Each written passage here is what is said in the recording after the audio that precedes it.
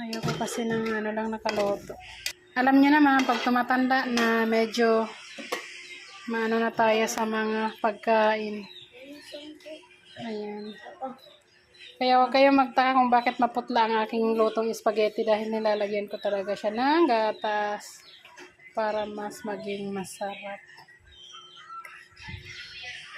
Masama?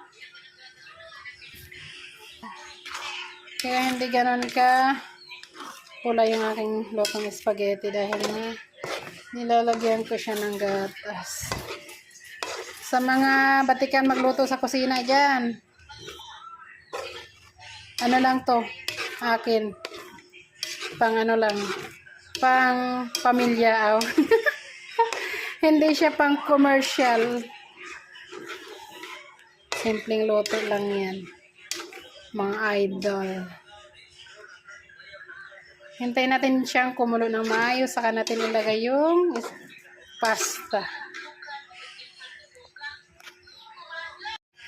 Ilagay na natin yung ating nahiwagang pasta. Dito ko na siya sa kawali hahaluin para mahalo talaga siya lahat. Alam mo, pataya.